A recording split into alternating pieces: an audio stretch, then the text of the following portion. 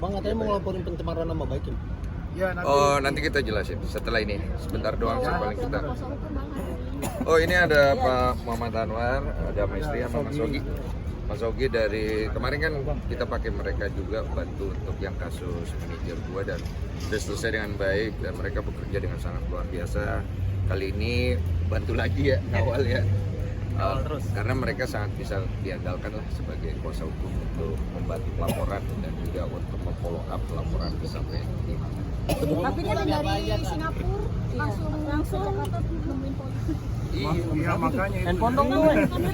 Nanti ya kita lanjut ya. Aku apa? Tar. Kalau gua jatuh nanti. Nanti saya keluar baru nanti. Gua udah kayak ini ya. Kayak waktu kalian ngejar-ngejar Bilar lo ya. Katanya jangan diberi ampun. Bang Denny tadi sampai katanya jangan diberi ampun. Lu siapa pegang pantat gua nih?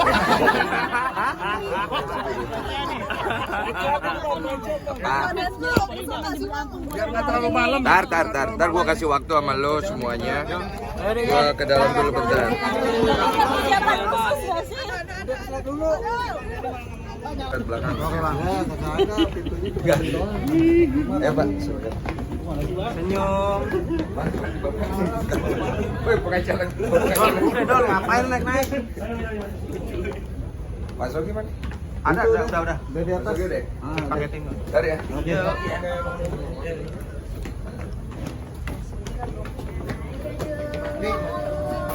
Hubungan dengan adanya peristiwa lama diangkat lagi ya. Jadi untuk meredam supaya juga ini berproses secara hukum, ada juga saya harus lindungi hak klien saya sehingga atas keputusan dari Om Denny ya, Pak Densu untuk melaporkan atas perbuatan pencemaran nama baik.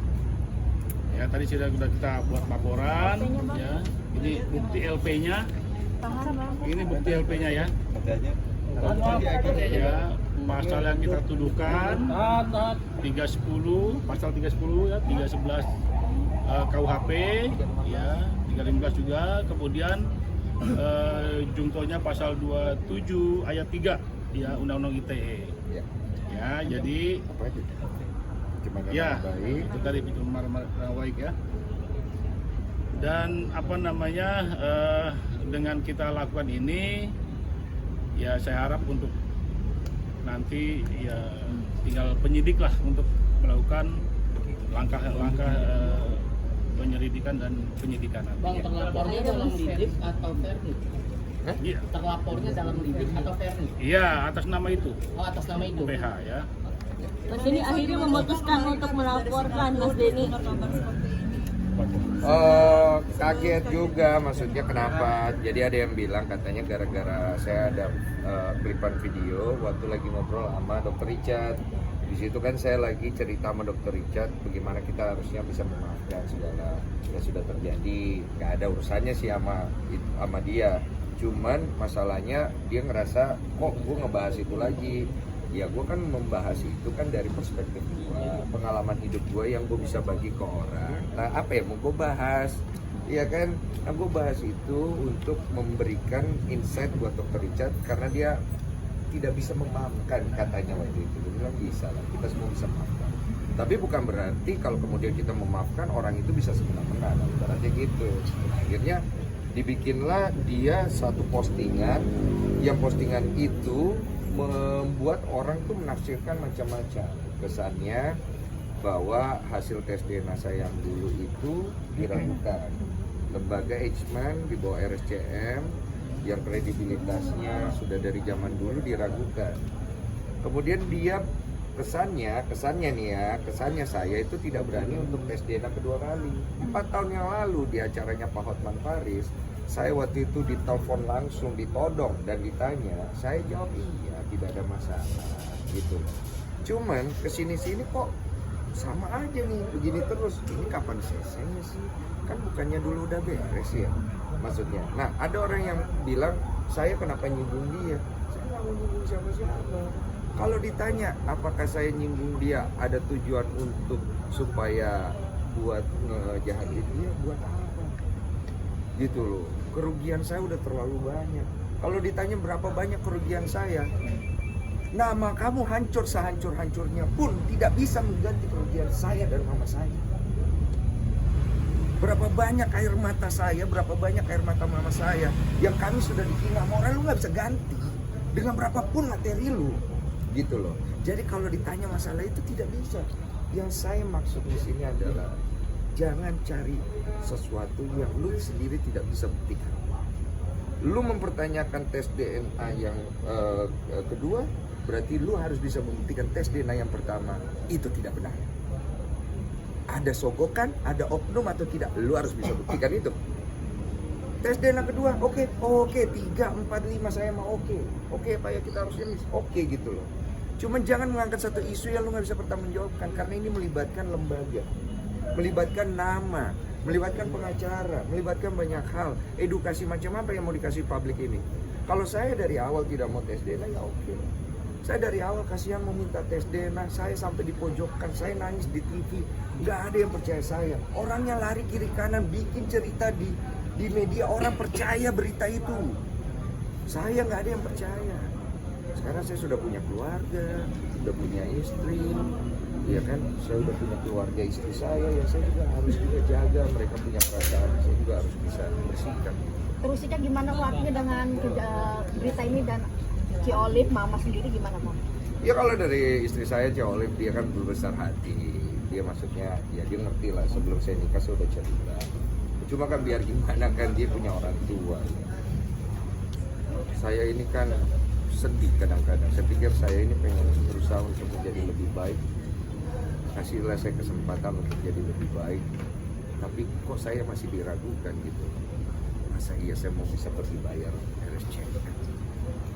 Berapa banyak uang gue saat itu mau bayar, dengan uang gue yang sekarang gue nggak bisa bayar SJM. Kredibilitasnya tinggi sekali gitu loh. Terus kemudian bagaimana saya harus mempertanggungjawabkan diri saya sebagai laki-laki kepada keluarga saya, istri saya, keluarga istri saya. Sampai istri saya pernah nanya, yang dulu yang kamu kok nggak laporin dia, kalau itu jelas-jelas dia udah fitnah kamu, udah cemarin nama baik kamu sampai nggak punya kerjaan, kamu itu dihina hampir satu Indonesia, orang lain tuh sampai masih banyak loh yang jengkel sama kamu sekarang gitu loh. Saya bilang saya kasihan karena dia punya anaknya tuh 2 kalau saya nggak salah, dia punya anak, dia bagaimana mau biayain anaknya. Istri saya itu sampai ngomong, tapi kamu pernah nggak kasihan sama diri kamu sendiri? Ya kalau saya mah rugi nggak apa-apa ya. Ya memang ini udah takdir atau karma saya pernah nakal atau segala macam. Cuman dia ngomong terakhir itu yang bikin saya ya juga ya. Dia bilang gini, bagaimana dengan perasaan mamamu, istrimu, keluarga istrimu, kamu pikirin gitu. Juga sih aku pikir-pikir harus ada tindakan gitu. Kalau nggak ada tindakan mau sampai gitu. Bang, ini ngerasa pihak sana cari di bawah santai aja Bang. Iya. Sampai akhirnya harus melapor nggak bisa. Ya, jadi kenapa kita sampai akhirnya melapor itu karena ini kan berulang-ulang gini terus nggak jelas. Kesannya membuat opini di masyarakat ada keraguan nih, ya, betul kan? Nah keraguan ini harus dijawab dong. Saya pribadi harus melakukan sikap karena dianya sendiri cuma tarik ulur. Nah, saya melakukan sikap, saya mau menghubungi Pak Anwar dari Muhammad Anwar Associate bersama Pak Sogi untuk menjadi ahli kuasa hukum saya, melaporkan ini supaya diselesaikan, biar ada hukum, supaya jelas nih aturan mainnya ada, jangan cuman saling lempar isu di sosial media, akhirnya netizen berantem, menimbulkan dosa, fitnah, asumsi, apalah macam-macam. Gitu ya Pak, kira-kira. Bang, Cindy juga berasa. sih Bang pihak sana Bang.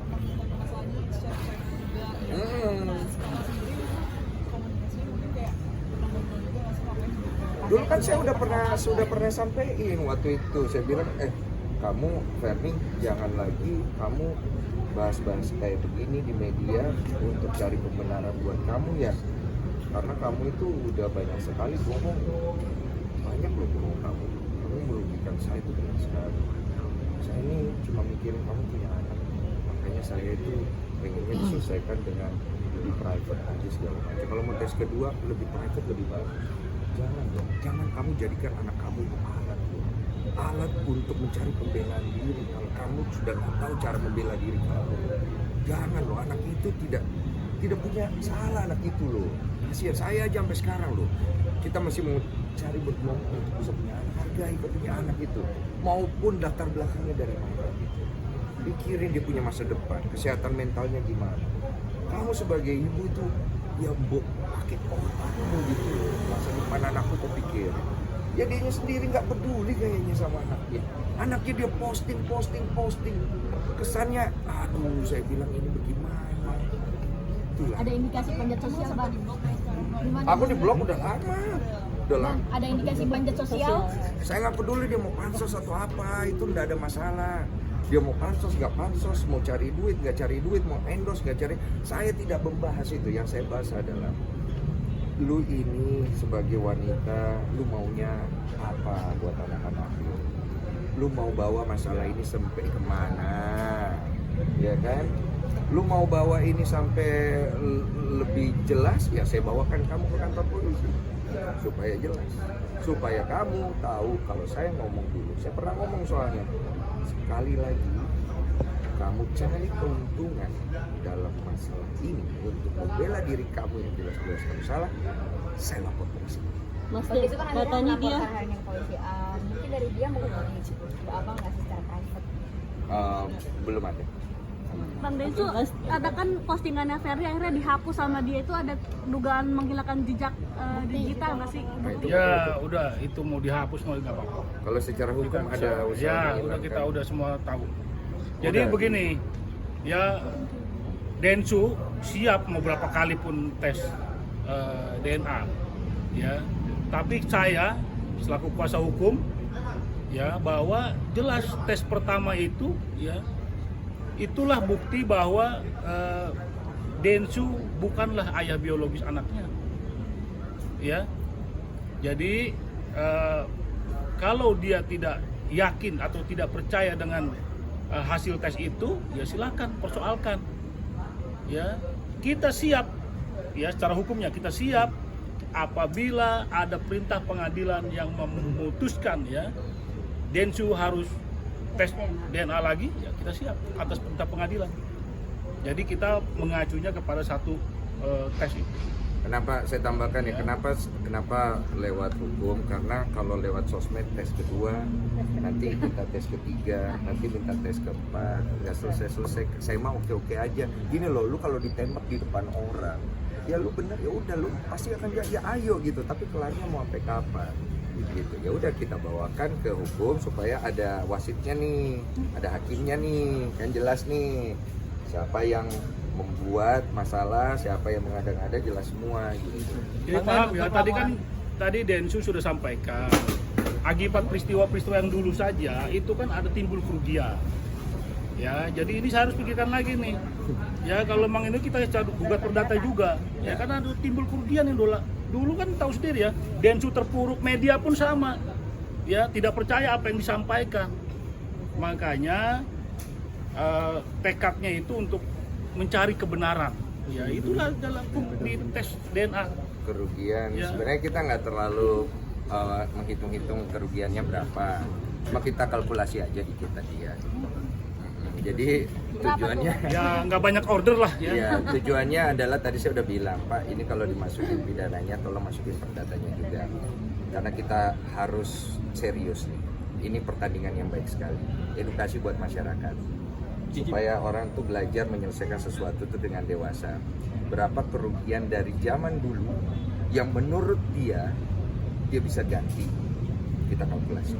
Oke, Mas Yan, Dan hasil dari kerugian itu akan kita berikan kepada anak-anak yang tidak punya orang tua, supaya orang tahu saya tidak ada. Ini ngomong di hadapan media ya. Ini sama-sama Ya, fair. kalau nanti gugatannya menang, gugat perdatanya ya, hakim merintahkan untuk dibayar ganti ruginya itu, ya kan ada kerugian material imaterial, nanti itu disumbangkan semua. Iya, Ini salah satu bentuk nasar. ya, Salah satu bentuk iya. nasar. Bentuk nasar saya bilang kalau Tuhan kasih kesempatan saya memperbaiki hidup saya, izinkan saya bantu orang-orang yang pantas untuk dibantu. Bang Den, untuk laporan ini apa menyertai bukti-bukti yang Udah, Itu pasti ya. Apa aja tadi? Apa aja? Ya ada. Nanti semua bukti yang ada kita ya semua kita serahkan ke penyidik. Nanti dia udah apa namanya sehingga laporan diterima. Ya kenapa laporan ini kan delik aduan, jadi langsung yang orang yang dirugikan langsung melaporkan. Ya, Kalau minta maaf berujung damai nggak Koden? Apa? Kalau minta maaf berujung damai Ya kita nggak nggak? bicarakan itu, ini udah di proses hukum ya, kita nggak bicarakan itu ya. Ya kita lihat aja. Artinya lanjut ya Koden ya? menutup pintu damai bang dengan Ya, laporan ini. ya jadi Udah laporan menutup nanti pintu damai? budayanya penyidik lah. Apa? Dia mau. Udah menutup pintu damai dengan adanya laporan ini. Pintu maaf mah tidak. Pintu maaf tidak, pintu damai ya tidak tahu juga ini. Karena kemarin aja udah dia hapus gitu loh. Ya sudahlah, kepalang tanggung. Mari kita selesaikan game ini. Mas Den, Ada lagi? Mas Denny, Bang, efek ada dari yang ini bang bilang mungkin dia bang ada yang beberapa dia hari bang, pernah efeknya bilang bang. maksudnya dia merasa dirugikan karena waktu itu kamu sempat sama si D pas sama dia gitu jadi dia merasa Siapa yang ngomong gitu? iya bener gak sih tanggapan kamu seperti apa? Itu bener nggak berita lu? Ya, tapi gimana maksudnya ada kabar seperti itu? Apa? Gimana? Iya dia merasa dibohongi sama kamu ketika kamu sama dia sama dia gitu. Yang dulu sebelum sama Cioli. Oh, berarti. Itu gimana? Udah tahu. Beda lah itu mah. Bang, efek atau Begitu. kerugian beberapa hari belakangan ini Weh, ada dia nih. Apa?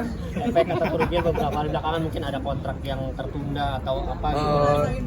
Saya sih terima kasih banyak ya, maksudnya teman-teman para klien itu mereka masih ngasih kepercayaan ke saya. Saya itu terharu ya, maksudnya mereka tuh dengan ada masalah kayak gini ngasih support gitu. Karena mereka tahu kalau saya tuh tanggung jawab dan saya selesaikan dengan baik. Dan mereka tahu bagaimana saya selama 7 tahun itu dulu saya tidak lari, saya ini. Mereka ngelihat itu semua dan mereka apalagi namanya masih mau support saya gitu. Udah itu. Ada pesan buat Ferdi sendiri? Wah, Eh? ada pesan buat Ferdi kalau nonton nih? DJ. Hati-hati di jalan. Hati-hati. Seperti apa Koden? Apa sih ceritanya? Nggak ada sih kalau personal sih. Jadi gini, kalau aku tuh personal sama Ferni tuh kan. Kalau ditanya personal, aku pengen ngasih lihat personal, pengen kali tumbuh palanya dia. Serius. Kalau ditanya ya personal, Iya. tapi kan tidak aku lakukan. Berarti aku tak ada personal. Aku tak ada keinginan untuk merusak dia, mengganggu rezekinya atau mengganggu kedamaiannya, tidak ada. Kalau dia ingin membela dirinya, perbaiki hidup. Perbaiki hidup, perbaiki bagaimana cara lu bersikap sebagai seorang wanita yang udah punya anak, sebagai seorang manusia.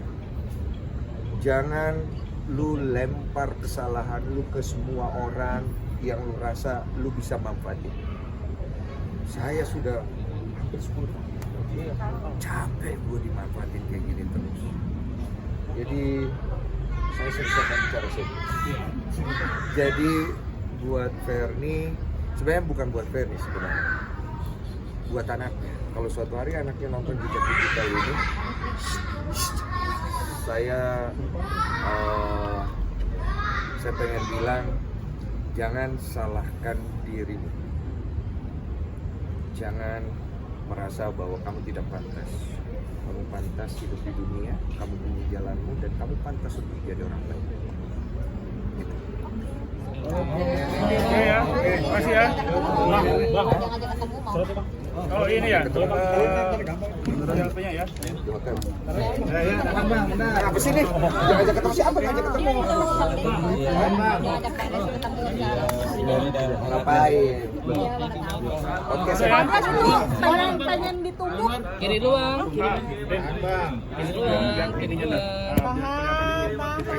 Tara. Prestasiku adalah ini. Bang Densu kesini dong. Prestasiku yang kalian sorot ini, bukan Densu medali-medali. bawa dong. Udah? Bang Densu baca lihat sini. Koden itu Ya, sampai ya. mau ditumbuk palanya Kenapa udah tuh? gedek banget emang. Ya kalau ditanya gue personal ya, kan gue nggak ada personal. Oke.